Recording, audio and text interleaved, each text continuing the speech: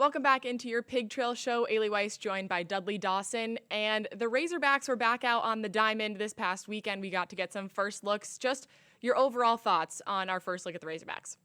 Well, it looks to me like they brought in another great transfer class, and also you've got a couple of freshmen and one redshirt freshman who are coming into their own. So I expect another really good season after watching them this fall. Let's talk about those transfers. They had a number of them, and a lot of them had their names on Twitter, on Instagram, a lot of the posting that we were seeing. Yeah, Makanu, TJ Pompey, Zach Stewart, plenty of the others. They're going to be out there in the outfield, and then you've got in infield. You've got several that also will provide depth. I think they really shored it up, and they had to obviously when you get four drafted in the first round, including the compensatory picks, and when you have some others go into the draft as well, you're going to have to, Phil, if you're going to still be an elite program, you're going to have to bring some in, and they did a really good job of selecting them. And also, I think they've got a really good freshman class. And one other thing that I think is really important is that the pitching, including the seriously developed Still Leaves, it looks like it's going to be very good again this year, and that was probably my biggest question mark. Well, that's exactly where I was going next. That pitching rotation, they pretty much lost it all. What pitchers caught your eye this weekend?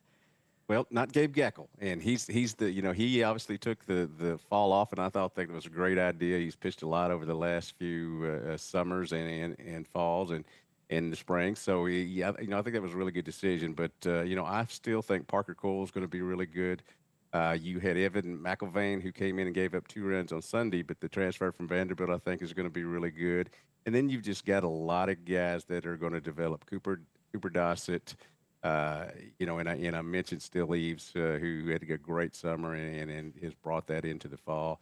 Just feel like it's an overall really good staff. You're going to go in it, and you'll have several different situational pitchers. I thought one thing was interesting. Hunter Dietz, who we often use the term "oft injured" in front of his name because he's only pitched a few games in these past 2 years. Looks to me like he's touching 99 with his fastball and going to be able to give them something, whether it's this starting in the rotation, or be somebody that can pitch either a single inning or multiple innings at the back of the bullpen.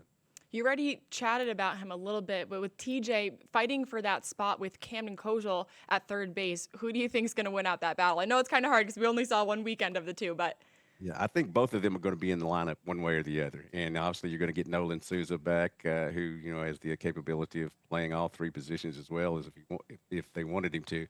I think you're going to find their way in. They're going to all find their way in the lineup. I think Reese Robinette at first base is going to be pretty solid over there, so you're not going to have to move Cam back and forth. I think you'll find him a position. And then Carson Brumbaugh, whether he's in the outfield, the infield, the true freshman from Oklahoma City, he's got to play somewhere. And Brenton Clark, who is the redshirt freshman that I mentioned, he's ready to make a splash as well. well, a lot of bombs hit on the baseball diamond, but softball was also in play this past weekend. Just your overall thoughts on that team so far.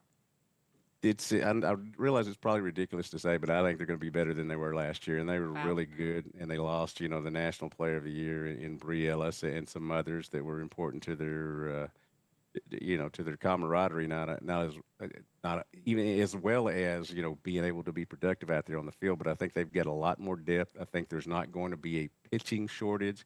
At times last year, even though Arkansas had some really good pitchers, the depth they didn't have enough, and I think they've got plenty this year. It's a top five freshman class. You've got two great transfers coming in that were one was All-American in another program. The other was really good as well.